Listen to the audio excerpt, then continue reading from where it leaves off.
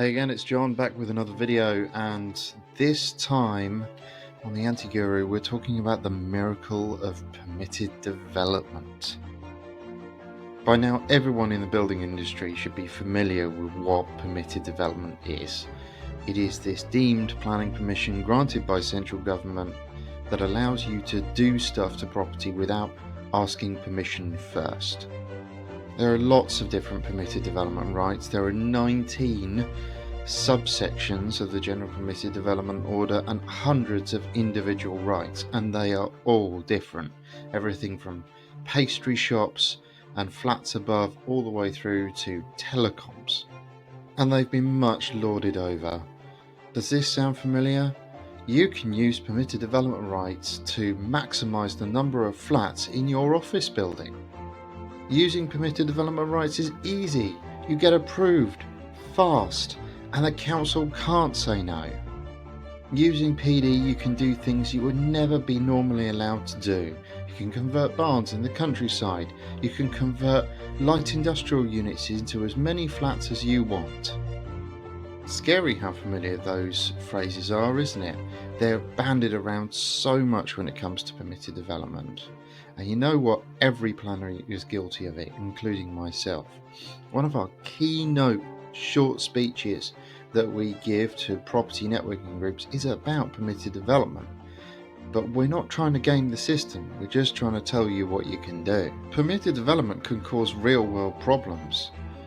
This 2-story house we turned into a 4-story monster in order to get it to an 8-bedroom HMO.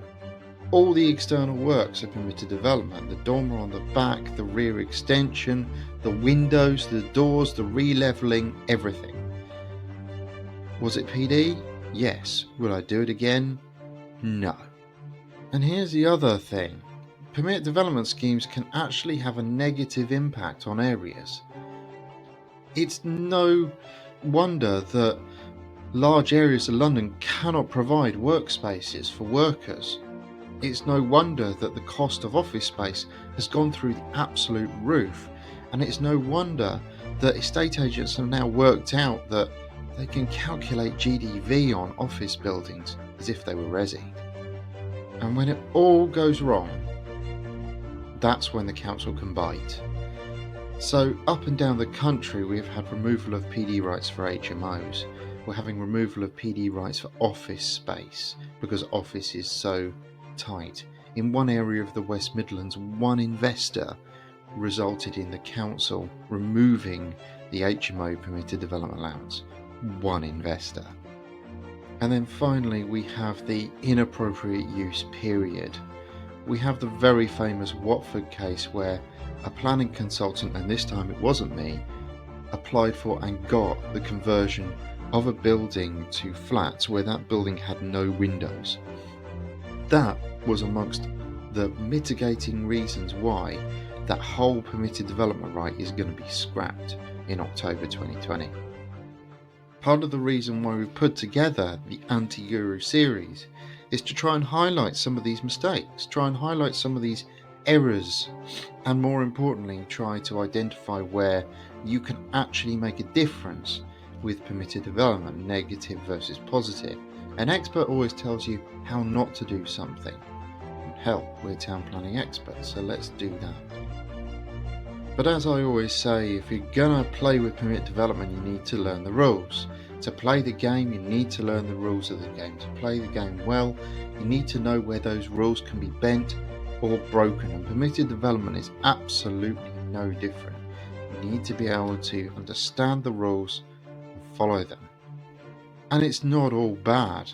Permitted development can be incredibly effective in certain circumstances and can bring back buildings which had been previously vacant for a number of years. It can also bring interesting, exciting forms of development to an area that has stagnated, as long as it's used properly.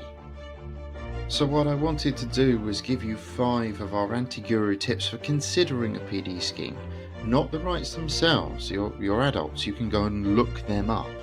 But more importantly, what you should think about when you're considering PD over something else.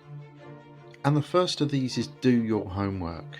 Now this is do your homework on the land, on the building, on everything. If there's a previous bit of planning history in there that kind of highlights to the council what you're intending to do under PD, you can guarantee that the council is going to try and nail you back on it. If the building has a mixed use, then it's unlikely to fall into a PD right. It's better to make a planning application. The next tip is about your strategy. Pick one type, not all of them. They're all different, and as I'll go on to say, the differences are profound. If you learn the rules for one, they don't translate well to another. So pick one permitted development type, one type of development, and go with it, and make that your primary strategy. Don't try and scatter. And that brings us off neatly to tip 3. Understand the allowances. They're all different. They're all written subtly differently because they all came along at different times. One allowance is very different to another. The office to resi allowance is very different to the retail to resi allowance. Understand those differences and understand where you can take advantage or where the permitted development right would pin you back. Apply for permission. Now this is quite simple really. Most of the prior approval allowances are just that, prior approval. You need to apply.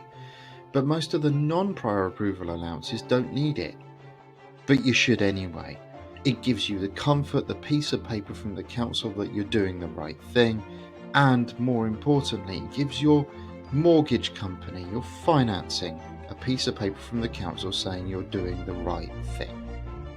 And then finally, a common thread in the Anti-Guru is speak to a chartered property professional if you're unsure. Don't just go along to a course and believe all the hype. Don't believe that you can just do it tomorrow. It's tough. It's still hard work.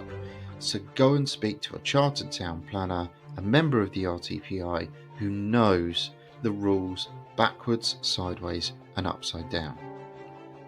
Permit development isn't all bad. It's okay. It's a good form of development. If you get it right in the right circumstances, it can yield tremendous results, but don't rely on it for everything. Don't think it's the panacea to a council not allowing development. Sometimes a planning permission is just the better way forward. You've been watching the Anti-Guru, the miracle of permitted development.